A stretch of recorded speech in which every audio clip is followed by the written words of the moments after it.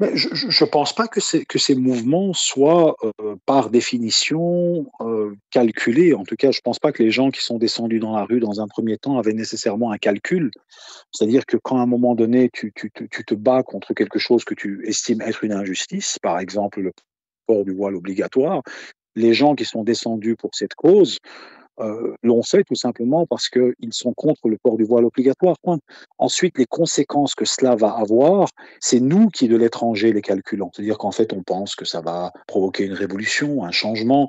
Mais une chose est certaine, depuis cet événement, les femmes en Iran portent le foulard d'une manière encore plus légère qu'avant. C'est-à-dire qu'on a de plus en plus de femmes qui ne le portent même plus.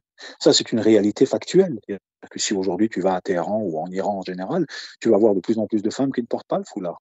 Et on ne peut pas dire que ces mouvements populaires n'ont pas eu un impact sur la société iranienne. Le pouvoir iranien réfléchira aussi à deux fois avant d'interpeller une femme à foulard, au nom justement de son foulard. Donc clairement, ça a eu un impact. Maintenant, est-ce que ça a provoqué un changement de gouvernement, un effondrement du système islamique et tout ce qui s'ensuit? Nous, en tout cas, il y avait des gens en Europe qui souhaitaient cela, qui ont même essayé d'amplifier ces phénomènes qui n'étaient finalement pas vraiment répandus dans le pays. C'est-à-dire que tous les gens qui ont voyagé à travers l'Iran pendant ces événements ont dit mais on n'a rien vu. Ils étaient pas aussi importants que ceux qu'on a bien voulu nous faire croire.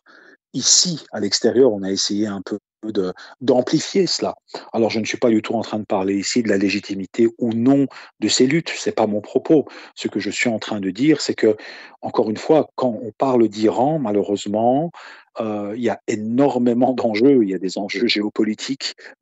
Il y a une voix de l'opposition qu'on essaye de relayer impérativement ici en Europe contre l'Iran, qu'on essaye, si tu veux, de diaboliser. Alors cela ne veut pas dire que le gouvernement iranien n'a pas plein de choses à se reprocher, qu'elle a bien géré ces manifestations. Loin de moi l'idée de véhiculer ce genre d'idées, mais ce que je veux dire, c'est qu'il y a tellement de déformations et que le prisme à travers lequel on analyse l'Iran est tellement erroné qu'on en arrive, si tu veux, à juxtaposer sur la réalité nos voeux. Et on espère, si tu veux, par exemple, que ce gouvernement islamique chute, par exemple. Imaginons que c'est notre objectif. Inévitablement, on va interpréter ces événements à l'aune de notre objectif. On va essayer de carrément s'auto-persuader que c'est en train d'arriver. Or, c'est pas du tout ce qui était en train d'arriver. La situation est restée totalement sous contrôle pour le gouvernement. Et malgré les troubles que cela a provoqué, le changement culturel que ça a provoqué, parce qu'aujourd'hui on le voit, ce petit changement culturel, on était loin de ce qu'on a bien voulu nous montrer, c'est-à-dire un pays qui était en train de vaciller, qui était en ébullition, un pays qui était en train de s'effondrer. Non, c'est pas le cas. Le pays n'était pas en train de s'effondrer. Et donc, voilà, je pense qu'il y a beaucoup de choses à dire. Et malheureusement, sur cette question, il est très difficile d'être nuancé.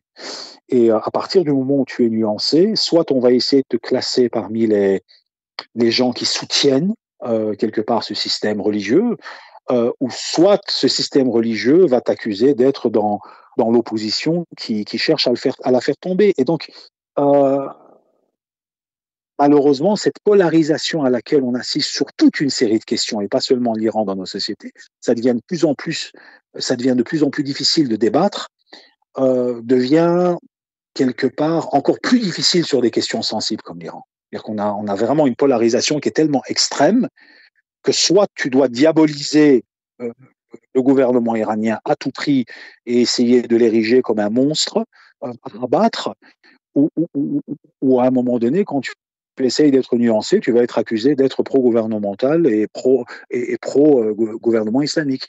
Et donc, cela ne va pas aider au déchiffrage de la réalité de ce qui est en train de se passer là-bas. Tu vois?